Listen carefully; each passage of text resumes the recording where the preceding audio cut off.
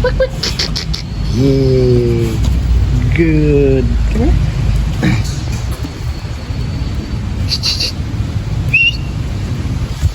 Okay mga ka-dog world, good morning. At ngayon magte-train tayo ng Bull Mastiff baby puppy. Okay, first time natin siyang ite-train, but siya ay imported na Bull Mastiff baby puppy. Parts ilang months na yung Bull Mastiff puppy?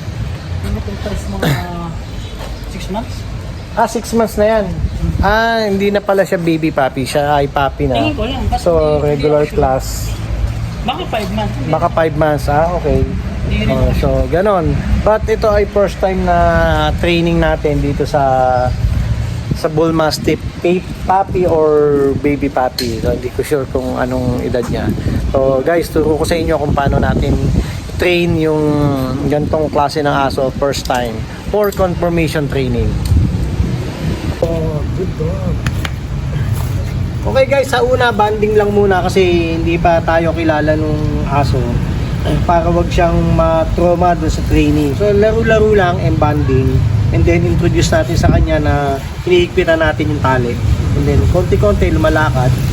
Okay, let's go. Good dog.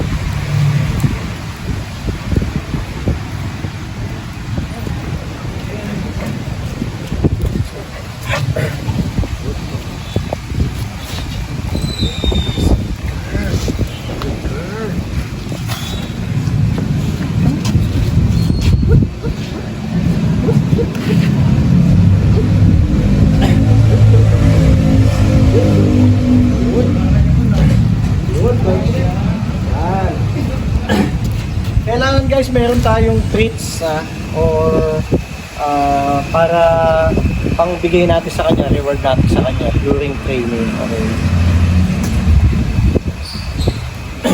James, patawag kay Makmak. Good dog.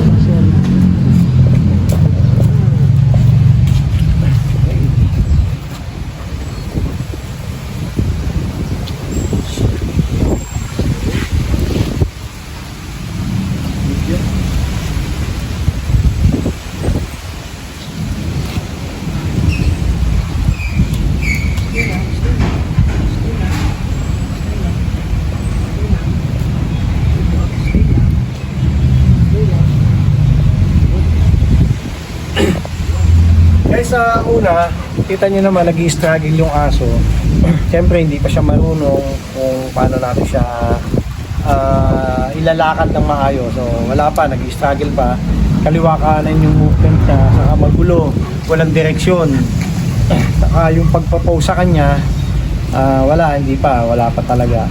So kailangan talaga nating iayos siya, training, practice. Hindi yan po madali, hindi lang isang araw yan. So continuous training yan and exercise. So ganyan, sa nakikita nyo sa tuta, ngayon first day, pero may second day kami, third day, hanggang sa maayos siya, and then sasali na natin siya sa dojo.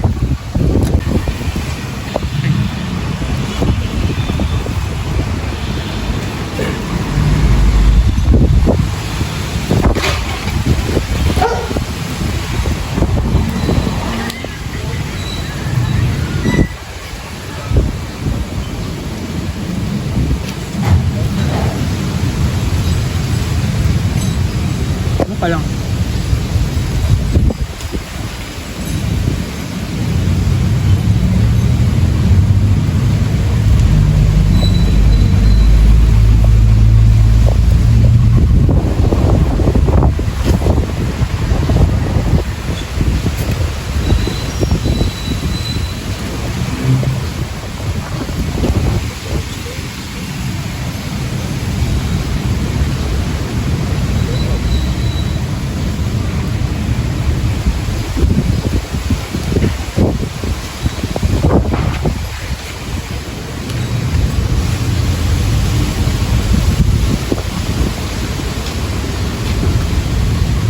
Seryoso na siya.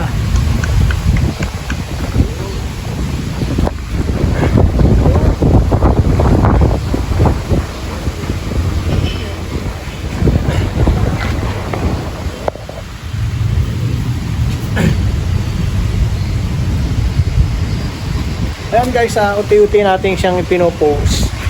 Tinatayo natin ng maayos. Unti-unti natin yung pinopose, tinatayo natin siya ng maayos para syempre malaman niya na ganun yung ipapagawa natin sa kanya.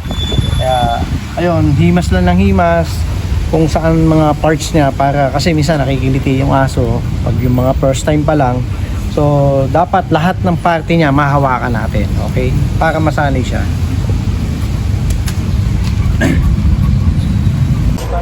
Okay, meron naman kami ito, mas bata na male, which is imported din tong aso. Kumuha ka na lang. Ayun oh. Imported din, male, 5 months. At ite-training din natin ng conformation. So, pine-prepare namin sa mga upcoming shows. Yan, ang aming Bull Mastiff baby puppy.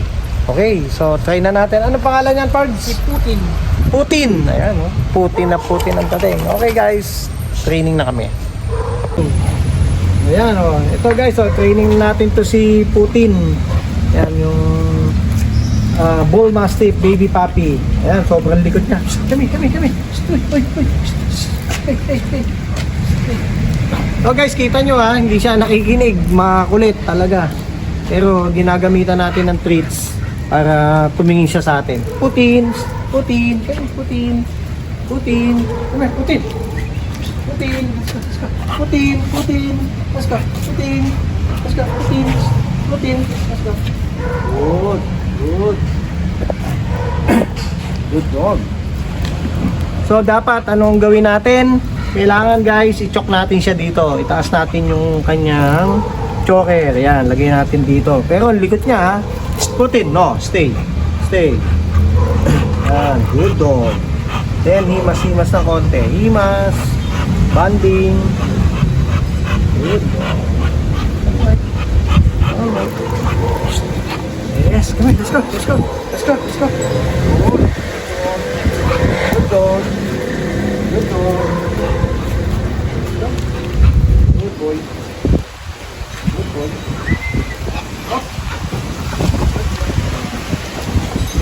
Okay. Okay. Good. Good. Good.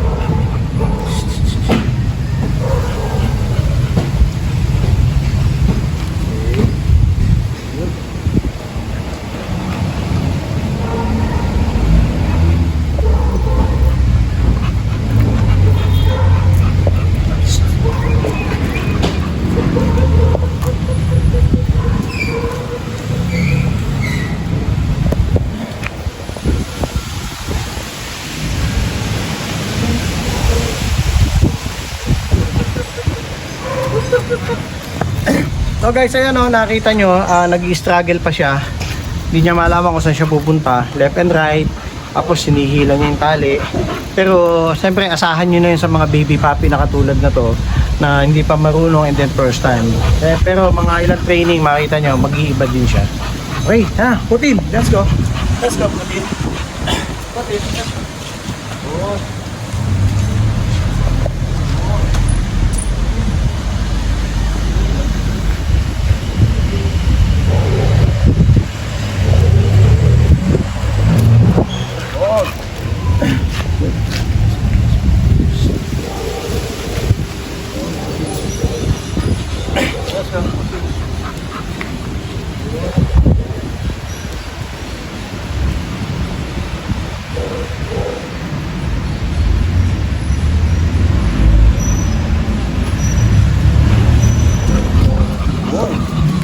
So ayun guys medyo sumusunod na siya dun sa up and down natin with leash. And then dire-diretso lang yung training na gawin natin. Paulit-ulit lang. Come on, let's go.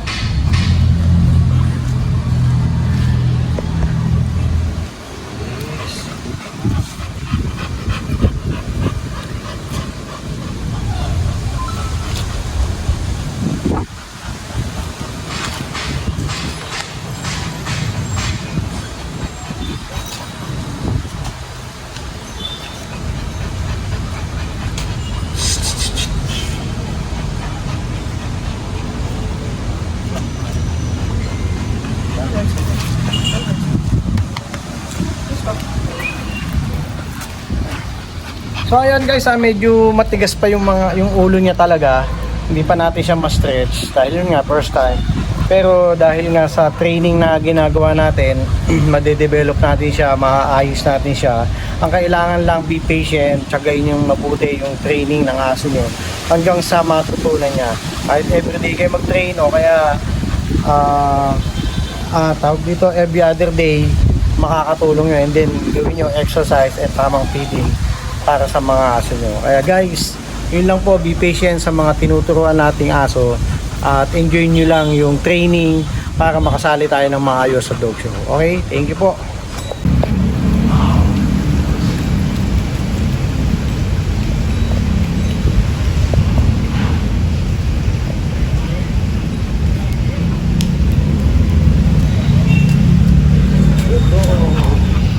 Good boy.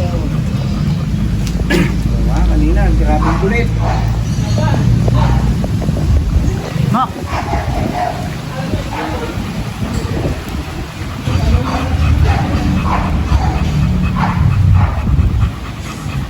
Diba?